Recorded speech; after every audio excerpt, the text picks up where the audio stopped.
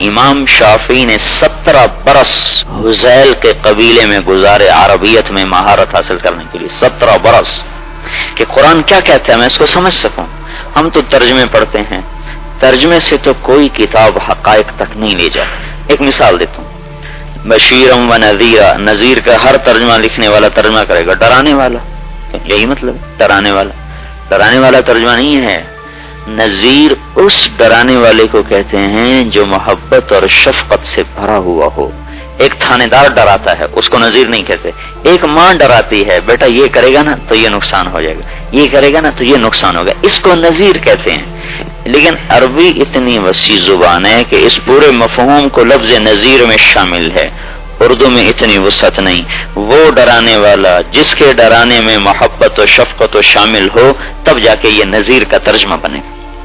پھر ایک اور مثال دیتا ہوں، خلیل کا ترجمہ بھی دوست لکھا ہو، حبیب کا ترجمہ بھی کہیں گے تو دوست، یا زیادہ چہیتا کہہ دیں گے تو چہیتا بھی حبیب کی وضاحت نہیں کرتا، نہ خلیل نہ دوست خلیل کی وضاحت کرتا ہے۔ خلیل کے بارے میں ابن کثیر رحمۃ اللہ نے لکھا ہے، خلیل اس کو کہتے ہیں جو اللہ کی بندگی کرے کچھ صلے کی امید پر، اور حبیب اس ہستی کو کہتے ہیں جو اللہ کی بندگی کرے صرف زیارت کی امید پر۔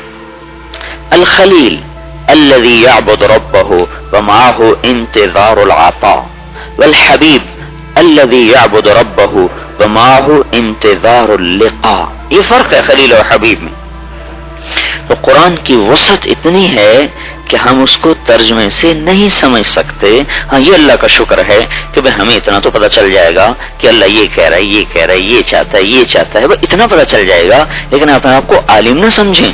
قرآن کا کچھ حصہ ایسا ہے جو مواعظ ہیں، عبر ہیں، حکم ہیں، سیدھی سادی بات ہے، اس کی گہرائیاں تو اہل علم جانیں گے، لیکن بھئی یہ جنت کی بات ہو رہی، یہ جہنم کی بات ہو رہی، یہ حلال کی بات ہو رہی، یہ حرام کی بات ہو رہی، لیکن قرآن اپنے حقائق کے ساتھ ہمارے دل پہ اترے، اس کے لیے پہلی شرط تقوی ہے، دوسری شرط عربیت سے واقفیت ہے، کیونکہ عرب سے زیادہ تو عربی کو جاننے والا کوئی نہیں تھا، لیکن وہ ان میں سے بھی کئی کفر کی حالت میں مر گئے، لہذا تقوی ہے۔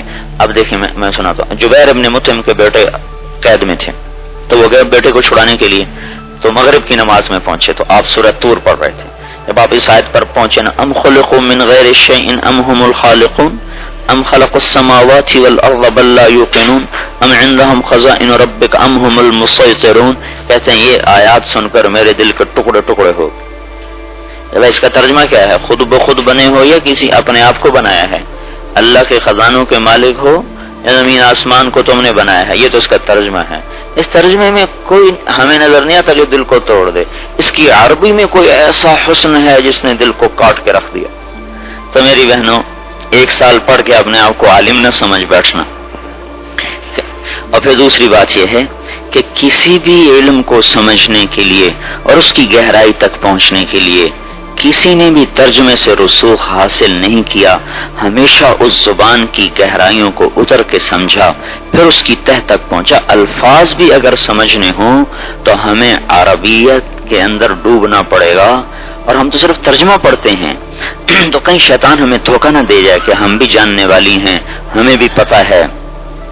ہمیں تو اب 27 سال ہو گئے اس راستے میں دھکے کھاتے ہوئے، اللہ کی قسم۔ اور میں ویسے بھی بتاتا ہوں کہ انسان کی جہالت زیادہ ہے اور اس کا علم تھوڑا ہے۔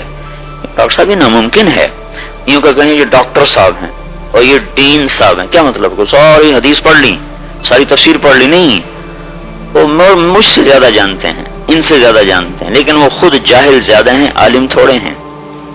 یہ جی بہت بڑا سائنٹسٹ ہے، اس کا یہ مطلب نہیں کہ ساری سائنس پڑھ گئے، اس کا مطلب یہ ہے کہ اوروں سے کچھ زیادہ جانتا ہے، ورنہ یہ جاہل زیادہ ہے اور عالم تھوڑا ہے۔ تو میری بات ٹھیک ہے نا؟ تو ہم ایک سال پڑھ کے کیسے علامہ بن جائیں گے؟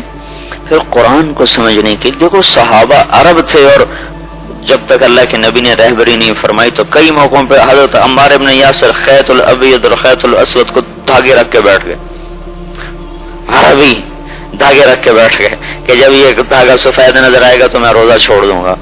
تو اللہ کے نبی نے سمجھا بھائی یہ خیط نہیں ہے، وہ خیط ہے۔